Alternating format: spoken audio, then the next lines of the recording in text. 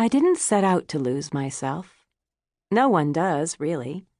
No one purposely swims away from the solid, forgiving anchor of their heart. We simply make the tiniest of compromises, the smallest of decisions, not realizing the way those small changes add up to something larger until we are forced, for better or worse, to face the people we have become. I had the best of intentions, always. To make my mother happy, to keep the peace, to smooth my rough edges and ease my own way. But in the end, the life I had crafted was like the porcelain figurines that resided in my mother's china cabinets.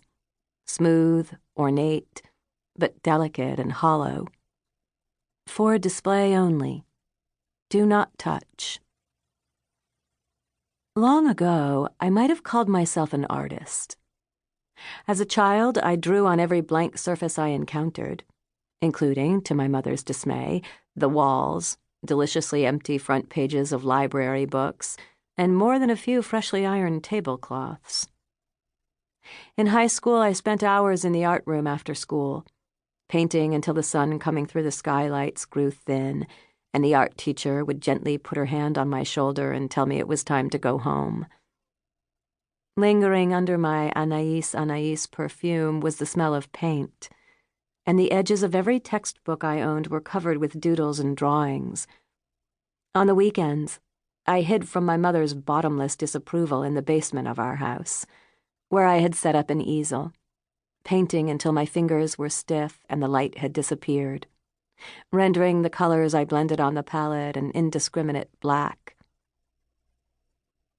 But I hadn't painted since I had gotten married.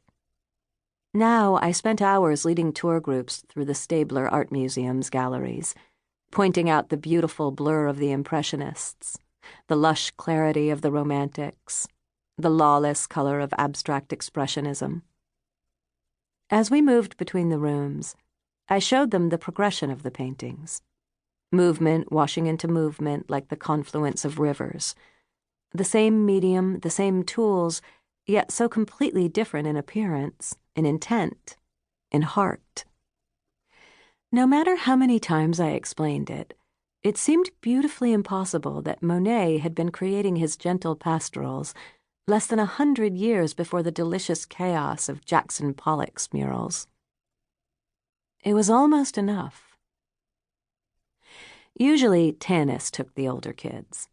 She had 4 teenage sons and wasn't afraid of anything. But she was out, and the other docents were booked, so the coordinator asked if I would take the group. I had hesitated for a moment. Teenagers seemed scary and uncontrolled, all loose limbs and incomprehensible fashion decisions and bad attitudes, and then told him I would. Their teacher would be with us, after all, and she had requested one of my favorite tours, on artists and their influences. When I met them in the lobby, I asked the kids their names and who their favorite artists were, to which they, predictably, reacted as though I were trying to get them to divulge state secrets.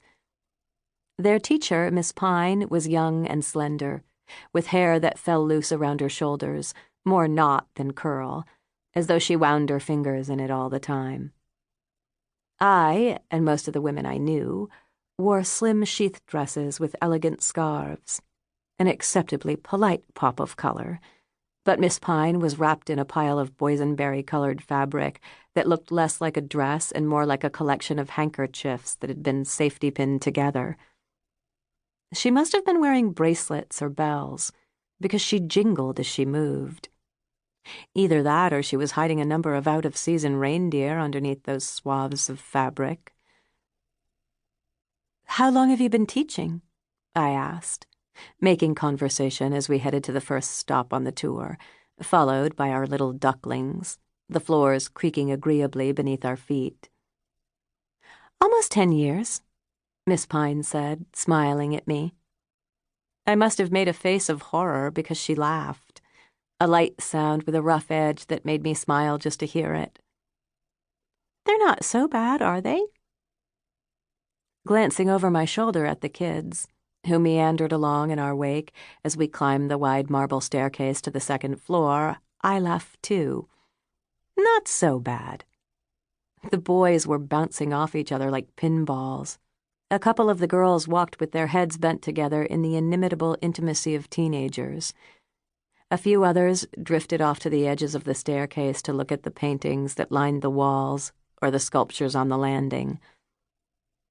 I just have lingering flashbacks to my own experience. I didn't cope so well with high school kids when I was in high school myself. I basically spent 4 years slinking around, trying to fly under the radar. Miss Pine waved her hand, setting off her bells again. We all did. It's much easier from this side of the desk, I promise you. Plus, you get to try to make it a slightly less miserable experience for them than it was for you.